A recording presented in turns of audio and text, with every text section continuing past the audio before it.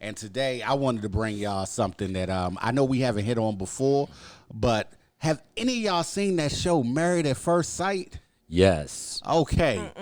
All right, for those The title sounds a little sketchy, though. Okay, but. so Married at First Sight, what it is that they have these experts that have developed this experiment where they could take you, Chloe, and through questionnaires that you've done, match you up with who is supposed to be a great match for you.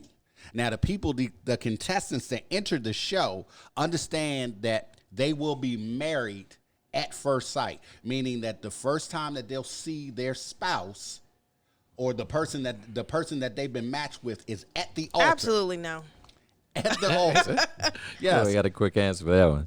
Yeah, we already know how Chloe feels about it. And so this show is now on its 13th season. And this season has been the most explosive season I've ever seen. They had 2 couples out of the 5 couples state on decision day, because you get to be married for 8 weeks.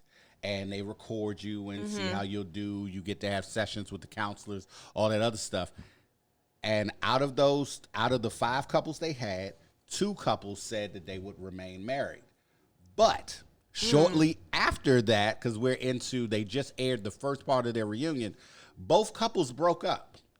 One couple is trying to get things back together, but I don't believe that that's going to work out. So they don't have to get married on the show. No, they do get married on the show. That's part of being on the show. Okay. You are in a real marriage. Wow. As soon as you meet someone. Wow. And you have to go about living your life as a married person for 8 weeks. And if you decide that you don't want to be married anymore, you will get a very real divorce. So that's the consequence of this situation. There's been so many things that's gone on this season. We had one couple, Jose and Rachel.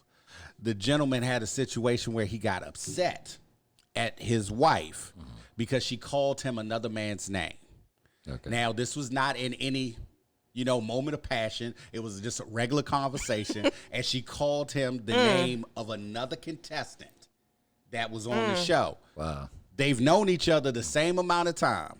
I knew you for a few days, and I accidentally called you Heath instead of calling you David. Yeah. Does that mean we not cool no more? I've known you both the same amount of time. Yeah. So this guy took that opportunity, locked his wife out of the house. Wow. Okay.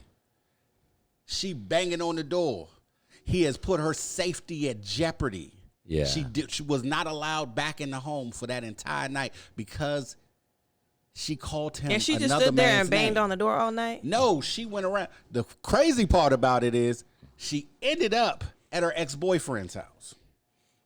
She was calling the guy. He never picked up the phone. She knocked on the doors of other contestants because they all live in the same apartment complex.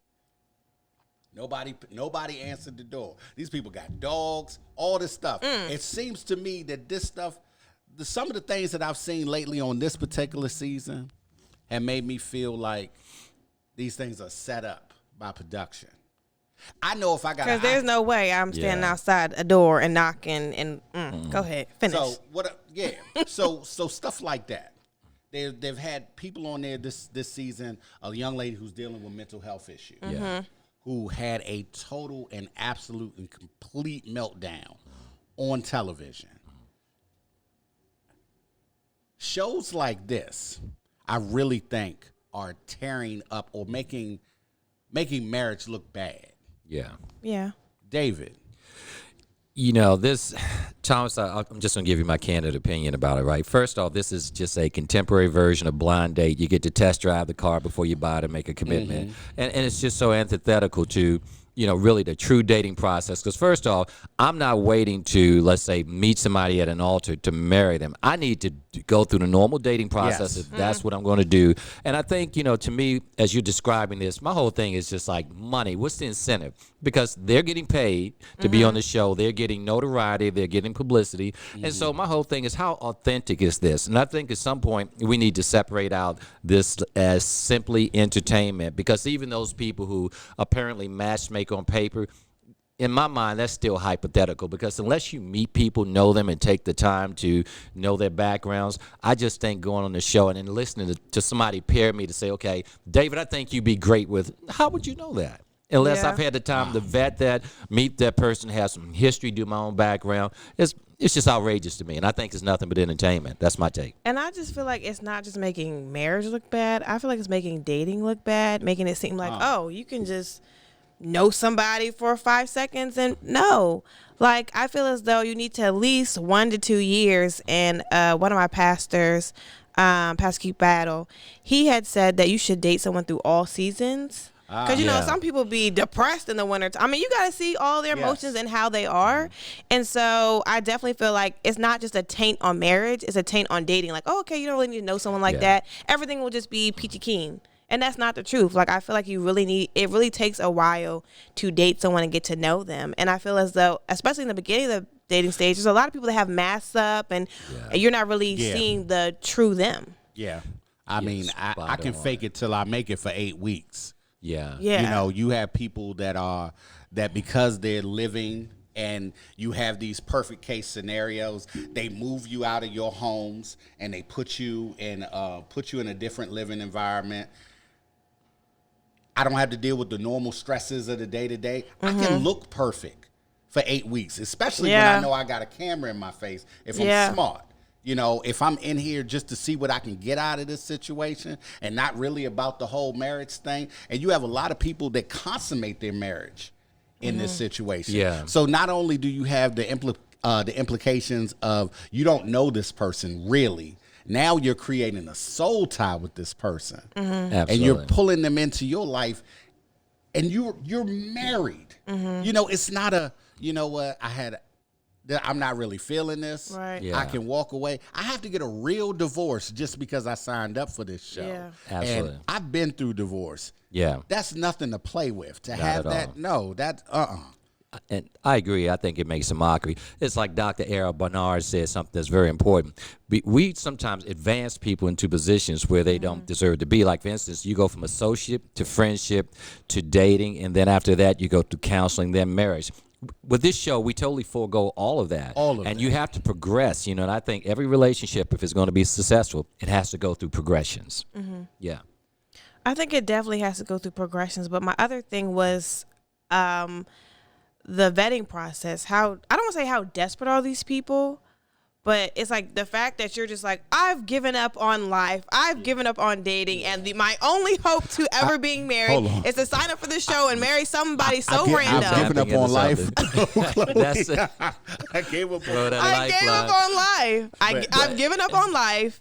And this is my only, I done tried Hinge, I done tried Bumble, I don't even know any other dating sites, I done tried in person. Yeah. And my only hope is to go on this show and meet somebody random, fill out some survey that may be like 10 questions long, and that's all I got. The show has said that they have an intense vetting process.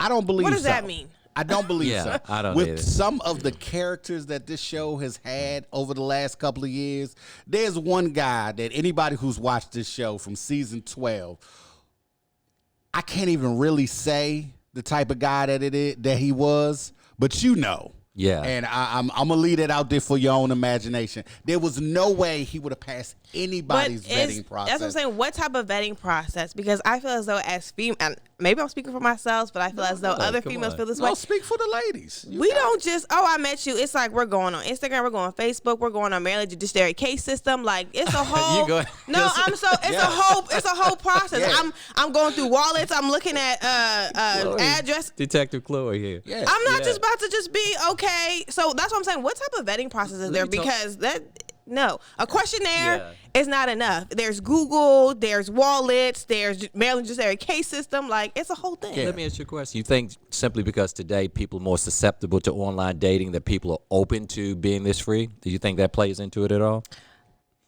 I think maybe people are just, I don't want to say desperate because I've used a dating site. That's how I met my current boyfriend. So I'm not going to say that that's the case. But I don't know. I guess I don't really know the answer to that question. But, you know, I guess I look at it like this, But it's a David. good point, though. Okay. David, check this out. Okay, so say me and Chloe. Yeah. We met on there. Okay. And me and Chloe got married. All right. If it doesn't work out with Chloe and I get a divorce, I've been seen by millions of people. Yeah. And all I need is a few of them to say, you know what? Chloe didn't give Thomas a fair shake. Yeah. And I have won I've won this group of women over now. They know where I live because they know, because you come from, they're in a particular city every season. Yeah. I've just boosted my dating profile by 1,000%. But is it worth it? I mean, that's a good That point. depends. Maybe people are going on there. Yeah. They don't really. I mean, maybe they're just going over there going on there for publicity, or they're like, "Hey, I need a better dating pool. Let me just hop on the show." And I mentally already know that I'm not going to marry anybody. And you know what better way to boost your brand Yes. than to go on this type of show? Yes. Right. Whatever you're doing, Yeah. Millions of people are seeing you. Yeah. I make socks. Yeah. You see me. Socks sold now. Yeah. Make socks. You know, because that's what I'm doing. Absolutely. You know, I can use this platform for whatever I want to use it for, fake it enough till I make it, and hope I get through the process. Absolutely. So the dangers that this puts into society as far as saying that these things can just be, you know, that an experiment can explain away or do away with actually meeting somebody, actually getting to know someone. It's crazy. And the danger is that, in final analysis, we undermine what God ordained is sacred, you know, for our personal use. Because, again, the financial incentives, you know, their branding, and some people just want to be personalities. Let's face it, you know, that egotistical part of it. Because they're not walking away, even for those who seem like they're going through drama. Still, like you say, they're coming away. People know who they are now. And that may be a spinoff to another show. Yeah. Yeah. You're enough of a personality. I cause enough of a ruckus on the show. Yeah. Look at how you see reality TV now. But I think I was gonna say I think David made a good point about marriage and how God's designing it, and I feel like this show takes away from that and how important marriage is and how serious it is. So I think that's a really good point, as though we just take it as marriage isn't anything, but marriage is a covenant between you, God, and the other person. And going on a show like this, you make it seem as though it's not that and it's not that important, and it can just be easily thrown away. Again, just like we do, try to take things out of God's hands and make something out of nothing. We've said all of that to say, let's continue to meet each other and deal with each other the old-fashioned way. Take the TV, take the cameras out of the equation, and really get to know somebody before you do something stupid like get married to them. True. Now, we said all of that, and we're going to go ahead and kick it over to our girl, Chloe. What you got for us today? Chloe. What do I got? Well, something along the lines of dating and mystery and identity and how you view yourself. And so I want to bring to light the Netflix film Passing. I'm not sure if you have any of you guys did you guys have a chance to watch that? It's trending. It's like number 10 on Netflix.